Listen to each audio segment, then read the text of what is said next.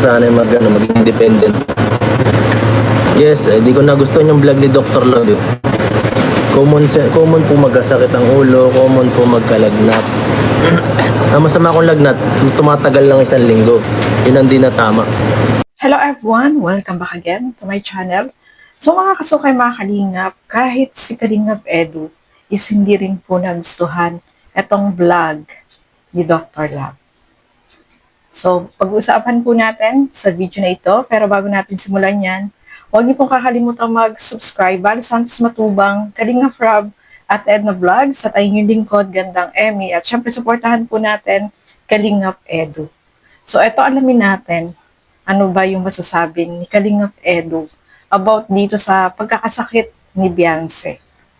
Dapat bang bibihin itong si Beyonce, mga Kalingap? So, pag-uusapan po natin sa video na ito.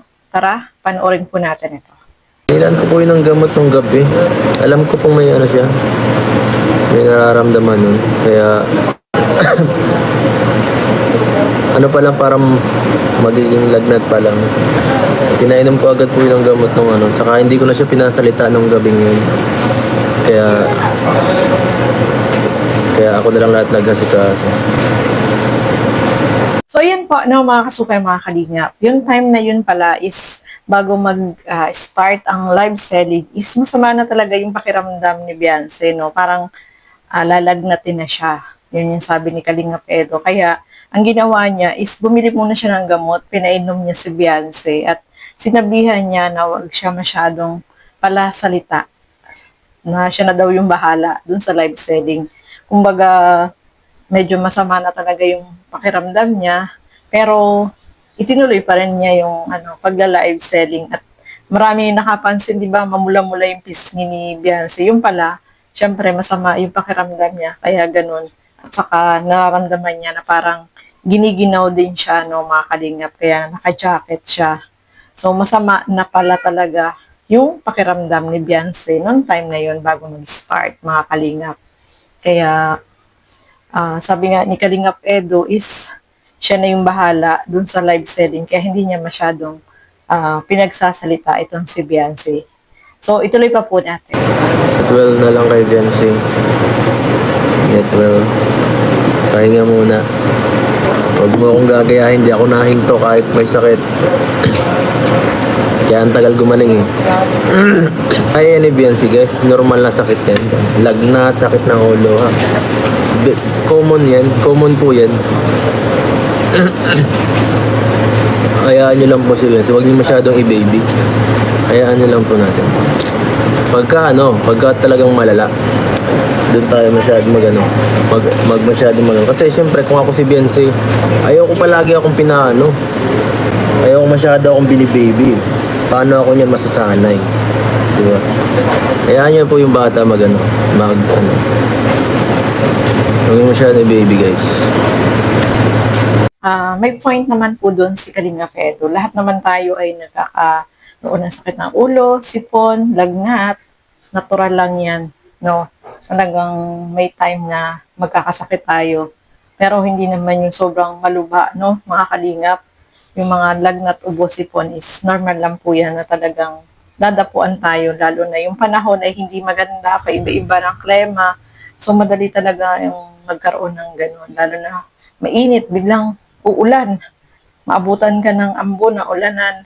Yun, talagang magkakaroon ka ng lagnat o kaya sipon o ubo. Ubuhin ka, no? Natural lang po yan. Sabi nga ni Kalingap Edu, huwag niyo masyadong gawing baby itong si Beyonce. Kasi para matuto siya, no, mga kalingap. Tama naman. Kasi yung mga simpleng lagnat, ubo ay natural lang yan na magkaroon tayo niyan. Kasi talagang dumadapo yan at agad naman nawawala. Yung sabi nga ni Eds is yung kung halimbawa 1 linggo na yung lagnat, doon tayo talaga mag-alala na bakit hindi bumababa yung lagnat. So, kailangan talagang yun.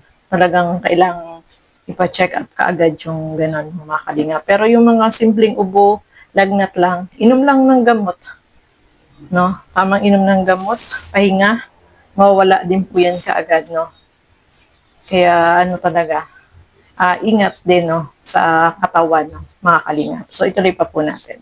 Sana masasanay maging independent. Yes, di ko nagustuhan yung vlog ni Dr. Love.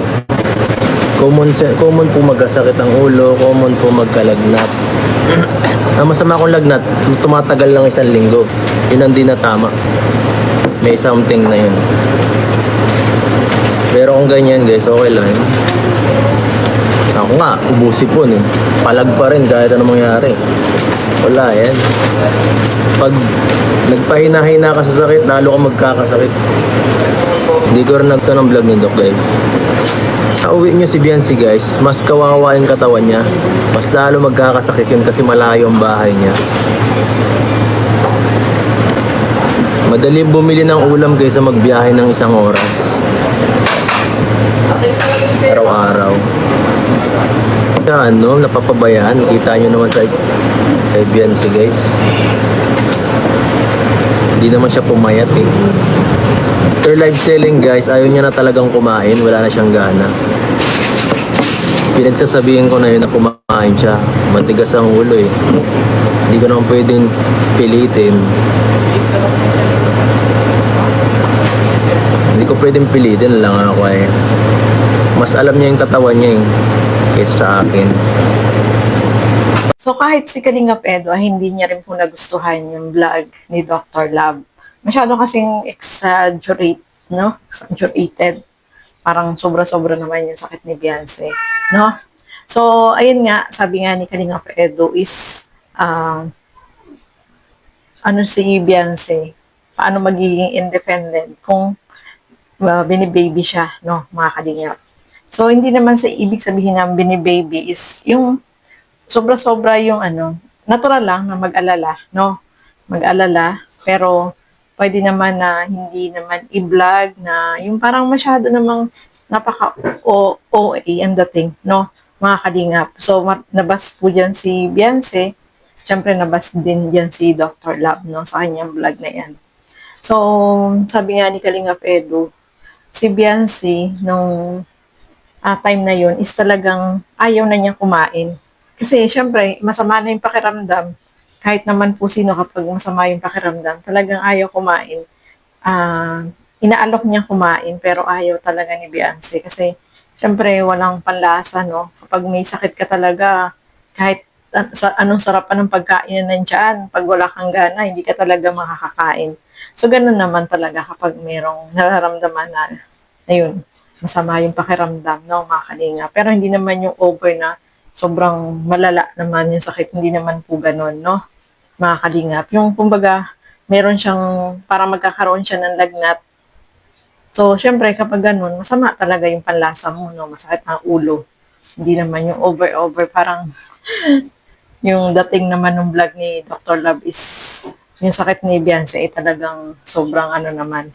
So, hindi rin nagustuhan yun ni Kalingap Edo. Huwag daw i-baby itong si Biancy. Kasi, paano matututo si Biancy? Paano, yung maging independent siya, no, mga Kalingap. At isa pa, naman si Kalingap Edo, talagang pinainom niya muna ng gamot. Di ba nabanggit niya dyan na pinainom niya ng gamot. At concerned din si Kalingap Edo dito sa kalagayan ni Biancy. Ang wag lang daw yung umabot nga ng 1 linggo yung lagnat, doon tayo talaga sobrang mag-aalala. Bakit hindi bumababa yung lagnat, no? Pero hindi naman po. Ngayon naman po, si Biancy, mga kalingap, is okay na. Nakakapasok, no? Kahapon, no, mga kalingap. Kaya, huwag na tayo mag-alala. Yun nga lang, dahil dun sa vlog ni Dr. Love, syempre, nabas dun si Biancy. At kahit si Dr. Love ay nabas din po doon, no, mga kalingap. So, ituloy pa po natin.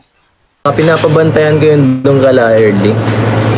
Kung anong problema. Kung may sobra talaga, may pangangailangan doon na kailangan nila talaga na hindi, na hindi kaya.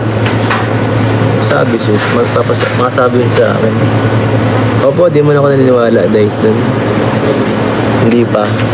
Hanggat wala akong nakikita ang alam kong hindi ako paniwala. Pag nakita ko sila, naniniwala ako na may kasama. Pero pag gano'n na guys, alam ko yan. Mabait man yan si Biancy. Di ako para paniwala sa nakikita ko sa internet. Oy, grabe na yan, Papa Eds. Talagang gwardyado si Beyonce, no? So, ayan po, nasabi dyan ni Papa Eds na pinapabantayan niya kila early itong si Beyonce. O, di ba? Ganyan ka-concern si Papa Eds dito sa kanyang YP, mga kalingap. Kaya, huwag kayong mag-alala. So, ganoon naman talaga, no, si Papa Eds. Kahit hindi niya, sabi nga niya, kung may kailangan na hindi nila kayang siguro may bibilhin. Tapos yung time is gabi na. Pwede siyang tawagan at siya ang kung may bibilhin o kailangan nila na kailangan talaga, pwede siyang tawagan at ano siya, pupuntahan niya kagad. Ganon si Papa Eds, no, mga kalingap. Naalala ko pa nga, no, nagbigay ng ano ng pagkain si Kalingap Edo dito kila Beyonce, no, inihatid pa niya mismo, no, mga kalingap. Kaya wag po tayong mag-alala at hindi naman yung nagugutuman si Beyonce. Sabi nga ni Papa Eds, hindi naman pumayat, no, mataba nga itong si Beyonce.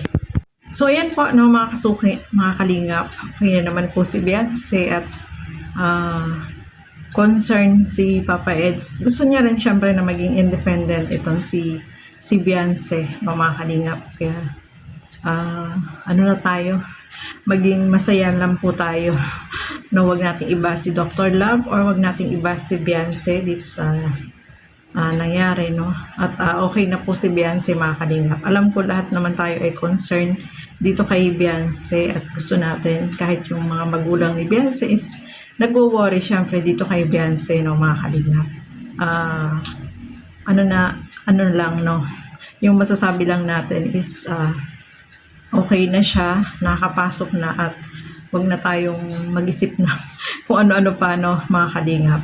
So, ayan po, maraming salamat sa inyong walang sawang panonood at pagsuporta dito sa aking mga ginagawang reaction video. Siyempre, suportahan po natin Bal Santos Matubang, Kalingap Rob at Edna Vlogs.